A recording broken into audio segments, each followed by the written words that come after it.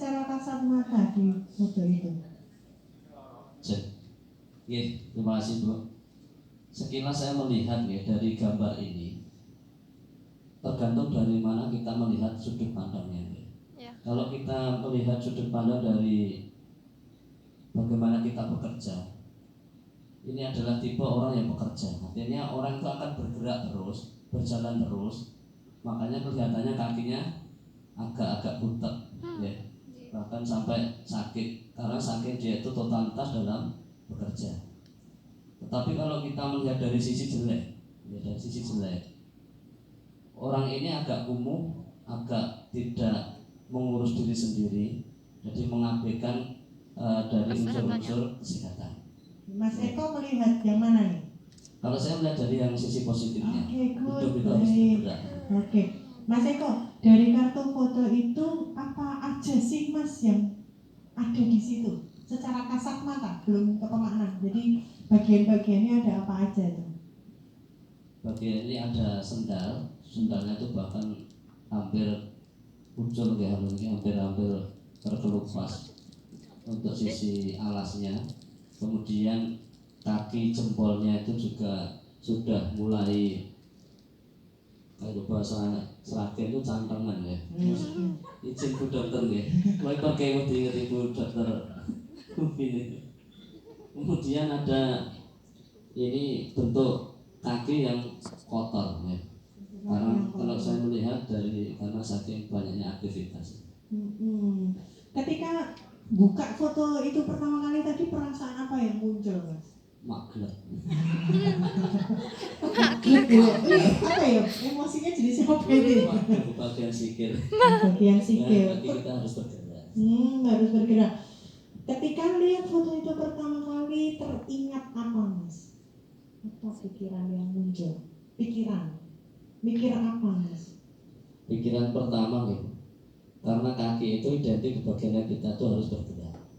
Jadi kita, yang saya pikirkan tadi pertama ya, berarti hidup saya harus bergerak. Tapi karena untuk masyarakat mengabaikan, bergerak untuk membantu masyarakat ya. Mengabaikan. Oke. Ketika dapat kartu mengabaikan, apakah itu mewakili yang pernah Mas Eko rasakan? Iya, betul sekali. Apa nih Mas? Pengalaman apa nih Mas yang bikin Mas Eko? Mungkin pengalaman itu bagi teman-teman pendamping desa nih. Karena kemarin tuh ada pemilihan pendamping desa inspiratif ya. Padahal menurut saya itu saya yang paling inspiratif. Tapi dari pimpinan ternyata tidak memilih ya. Padahal sebenarnya boleh memilih lebih dari satu. Tapi ya sudah, saya abaikan aja sesuatu yang sakit itu. Dengan merasakan sakit hati? Kalau sakit hati sedikit. Sedikit, oke. Gelongnya nemen ya. Nah ini penting ya, rasa gelo, kecewa. Terus apa Mas yang kemudian jenengan alami ketika gelo itu terus jadi nglokro gaweane apa pripun?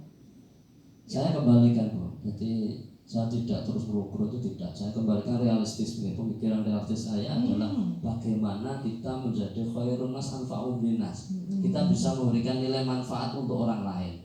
Jadi tidak berdasarkan nilai person to person. Jadi meskipun pimpinan tidak menilai kita baik, saya yakin Gusti Allah mboten saleh. Luar biasa nih Mas Eko. Nah Mas Eko, apa nih yang membuat Mas Eko berhasil melalui fase-fase sakit itu? Mesti kan yang nganggo nangis bareng ora Mas? Nangis mesti tuh Bu. Nangis mesti ya. Oke, kita catat ya nangis. Pada Allah. Nangis pada Allah. Nah itu Mas, apa yang bikin Mas Eko kemudian berhasil melalui itu? Ada apa ya Mas, momentum apa sih Mas yang bikin tadi yang kayak punya pikiran kita nggak perlu penilaian dari atasan kita misalnya?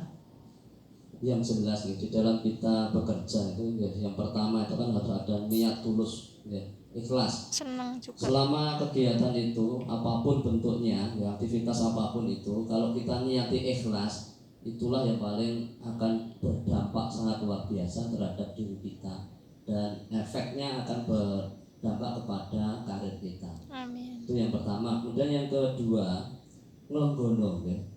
Jadi selama kita itu basa Jawane nglonggono, basa Indonesiane nopo? Nggih.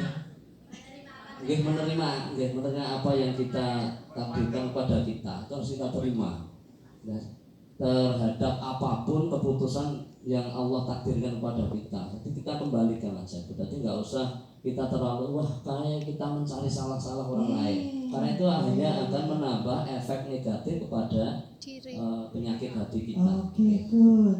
Nah, kekuatan apa sih Mas yang sebenarnya Mas Eko tuh punya, tapi tuh kayak gimana ya nangis barang apa Mas? Kekuatan yang mendasari kita. Jadi ketika menangis, ketika kita tahajud ataupun kita pasrahkan semua kegiatan itu kepada Sang Pencipta. Jadi kita serahkan. Jadi hasil baik buruknya kegiatan yang kita lakukan ukurannya adalah Allah yang menilai. Berarti ada apakah ini bisa berarti sisi spiritual Mas dari dalam diri Yes, betul. Oke. Nah Mas, tentu saja dari peristiwa yang jenengan alami itu tadi pasti ada orang-orang yang berperan mendukung jenengan. Kira-kira siapa aja tuh Mas? Istri. Pertama keluarga ya. Keluarga. Ya. Kebetulan anak saya itu juga difabel kebetulan. Itu yang bajeng barep kebetulan rungu wicara ya. Jadi umur 10 tahun saat ini jadi di SRB akhir. Jadi ini yang juga memotivasi istri juga, kemudian teman-teman dari pendamping juga sangat memotivasi, juga rekan-rekan yang ada di pendamping juga ikut memotivasi kita. Ada orang-orang yang mendukung ya Mas ya, Masya Allah. Jadi teman-teman semua, dari sedikit apa yang saya tanyakan kepada Mas Eko dan juga dari pengalaman jenengan tadi, ketika cerita detail, nyeritanya detail, tadi mengalami kesulitan enggak? Enggak.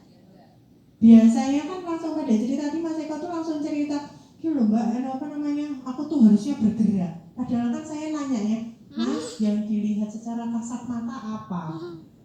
Beliau menjawab, "Kok sikil aku ki kon bergerak terus, dikon bergerak." Itu kan sudah memaknai ya. Padahal konteksnya kita diajak untuk bisa ceritain dulu detailnya kayak gimana, gitu ya. Itu yang perlu panjenengan latih nanti Bapak Ibu, melatih, mengamati, ngobservasi kejadian-kejadian yang orang atau yang dampingan nanti. Lihat mimik mukanya. Tadi ketika dengerin cerita gitu sambil nyawang boten, namaknya boten. Kontak mata, betul. Ini tadi saya sekilas cuma sebentar sama Pak Sadimin, belum selesai ya Pak ya, mohon maaf sekali. Tadi sekilas terlihat ada mau keluar buliran air mata. Buliran air mata ini yang jenengan di kepala tuh, di pikiran tuh udah harus meh nangis ki.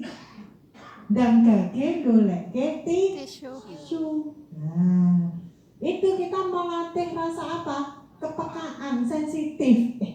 Kok ada nggak yang pasangannya tadi sampai menangis? Iya. Ada. Jangan cari tisu enggak? Ragowo Mbak. Iya. Matur nuwun Mas Eko.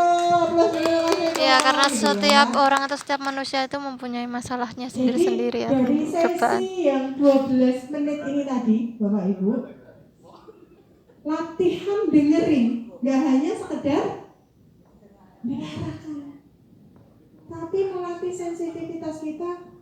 Kok dia ceritanya langsung ini ya? Nah, ini otak kita tuh sudah harus mikir, bergerak. Pas kejadian itu sama siapa? Pas ini sama kok tiba-tiba langsung begini. Ada yang loncat nih informasi, gitu kan? Perasaannya apa? Mas nganggo nangis pora. Tadi kan nyantai gitu kan? Dia tadi cerita, "Yukur kecewa Mbak." Nah, kita berusaha mendeskripsikan kecewa itu ke arah perilaku apa yang kemudian dilakukan oleh Mas Eko. "Mas, ketika kamu kecewa tuh kamu ngapa Mas? Nangis tadi?" "Ya sempat Mbak." "Ngamuk." Nah betul. Mungkin ada yang kemudian kecewa terus ngamuk. Ya jadi Mbak Isi nanti cerita, oh tonggoku Mbak ini nanti engko wedine nek ngamuk dan lain sebagainya. Jadi kan satu kondisi kesehatan mental yang perlu teman-teman juga Kuatkan. aware, mewaspadai. Dan cara yang paling mudah untuk melihat ragam situasi emosi adalah kita lihat diri kita dulu. Ya enggak? Kita kalau kecewa apa sih? Kalau marah ngapain sih? Jajan. Mungkin kalau dijajaknya ya Pak. Nek misal jenengan lagi kecewa marah. Apa lagi kira-kira? Ada yang tadi terekspresi yang muncul apa Bapak Ibu? Ada yang menangkap sesuatu? Kenapa Bu? Ketika Anda puas, marah, kecewa tadi apa Bu? Apa Mbak? Teriak. Ada yang kemudian teriak-teriak gitu kan. Ini ragam-ragam emosi yang kita pelajari bersama dari emosi. Nah, silakan panjenengan ambil satu kertas baru, yang kertas masih ada kan? Yang masih kosong ya. Tuliskan ragam informasi tadi, insight-insight baru apa yang jenengan temukan. Kita kumpulkan sumber daya dari jenengan ya. Pengetahuan apa yang sudah jenengan miliki